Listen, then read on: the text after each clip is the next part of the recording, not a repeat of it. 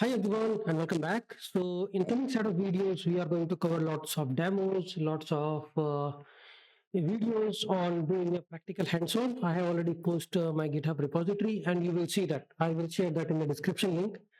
So what we are going to cover, we have already seen what are the building blocks. Now let's talk about looking at all of them together so you will get understanding, because I was talking one by one, like middleware, interceptors, filters, pipes, guards, right? Now let's see how we can combine all those things into one single project. Okay, so let's get started. So project structure is simple. I didn't introduce lots of ESLint, CI, YML, Docker Compose and all, because it's bare bone minimum project I created. This is part of the Monorepo that I will explain, PNPM Monorepo. And here in source folder, you can create all different kind of folder, common, core, shared, domain, modules and all. So here I try to make it simple. We'll try to first to take a look on to basic building blocks, which are like controller, services, providers, modules. Very simple one. We should be done with that very easily. So what are core building blocks? We know modules, controllers, and providers. Providers are services. Then we have middlewares, guards. I will just zoom it in. Guards, interceptors, pipes, exception filters. So all these are considered as a NestJS building blocks. And their objectives are simple. Modules combines everything. Controllers for the HTTP routing. Providers DI logic. Middleware pre-routing. DI middleware and auth guard are kind of doing the same logic, but their execution flow is different. When request entry, it goes to middleware first and then guard at the last before entering into the controller. Interceptor transform request response. Pipe transform the data and validate the input payload. Filters controls the exceptions. Okay, so now let's see this in the code. So if you see how we define the controllers, we use these specific tags like API tags. I will talk about the Swagger, what is the role of Swagger, but controller is simple.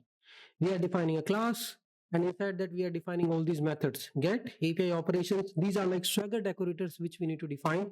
API operation, API OK response, API no content response. So find on is just a simple method which is taking query parameter. So there are different things: query parameter, path parameter, request body, right? So here you can see these are the query parameters, and we can define a DTO for that and run the validation. Second API is path parameter. Here I am trying to do get by ID, right? So these all the decorators which you see, API operation, param, response, API response, these all will be helping me in exposing this information on the Swagger docs. NestJS Swagger is the module which we use, and then just another controller. And here we are using proper DTO.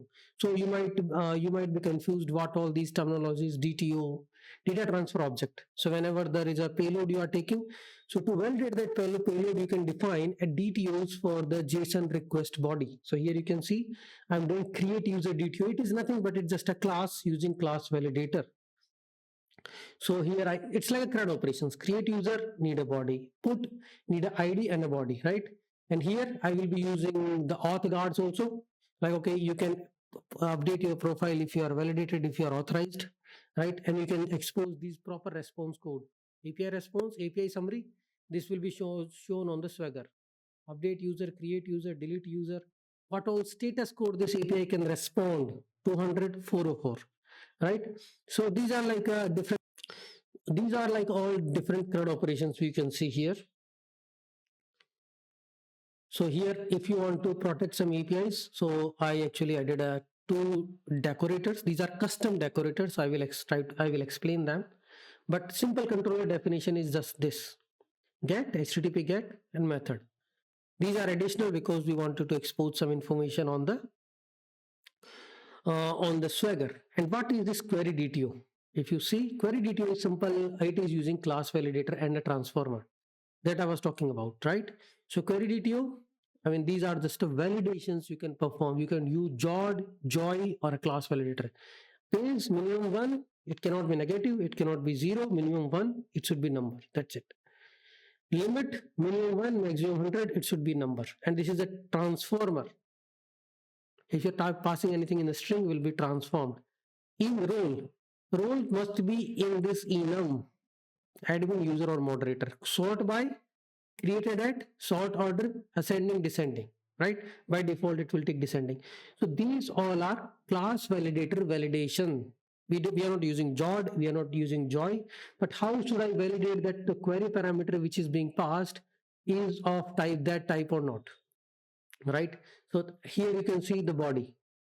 Here it's a parameter, path parameter I'm passing. I don't have any validation here, but if you are defining it through the DTO, you can also check, okay, ID should be of type UUID or a number. Here, if you see create user DTO, I have a DTO defined for it, name, email, role is active.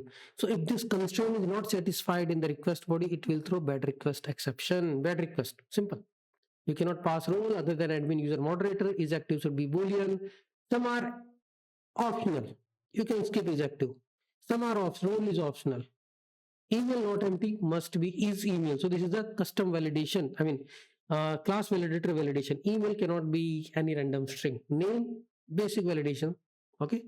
So this is called, so this is also a building block, DTOs. DTOs defines the validation and it applies automatically. Not. You just define a class and you just add it here. That is not enough to apply the validation at the controller layer. So we are starting from ground zero. Okay. I'm defining APIs, request body, CRUD operation, what all things I need.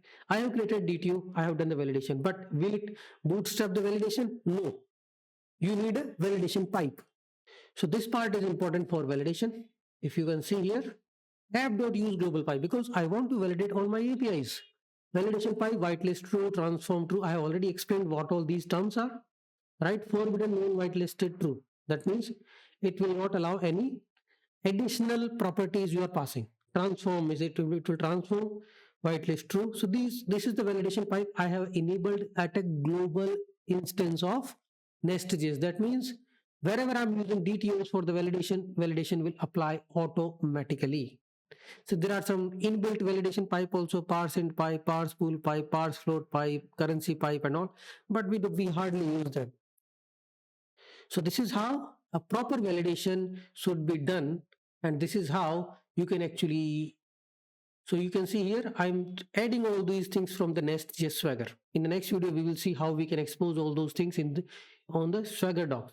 API tags, it will create a tag for this whole controller. It's an inbuilt decorator for defining that, okay, base path is users. Now I don't need to define anything here. This API will be HTTP users. Here it will be path parameter. So this will be accessed like this. Users ID, right? This will be post. So this is like a HTTP post. So it is very much simplified. The routing is very simple. And these are just like a decorators I've defined so that whenever I run the application, I should be able to see that. So these things we will see in the next video with the Swagger, how these things are exposed in the Swagger docs. Apart from that, what all you can put at the controller level. I mean, you can also register the validation pipe here, like simple use pipe. Okay. Use interceptor is also there. Use guard. So what all these things are? At controller layer, you can register all these things at controller level layer also, at a method layer also, and at a global layer also. So use guard, you can see I might be using at some places. I want only to guard by this auth guard, only this API. Only this API delete or put. Rest all are public. I defined this as a custom decorator. Don't worry about this. I will explain what is public is doing.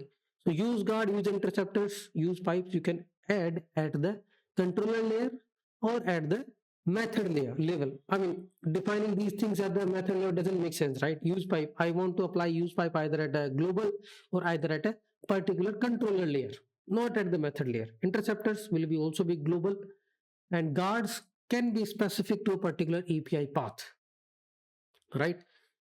So use controller, all these things. Now validation pipe. Your validation pipe you might see somewhere you see at the controller layer, but I will recommend that add a validation pipe at the global, because you are taking JSON as an input, right? And you can transform all those things here, like global filters, global interceptors. I have registered here. These are all global things. Now in the next video, let's see how we can expose all this information on the Swagger.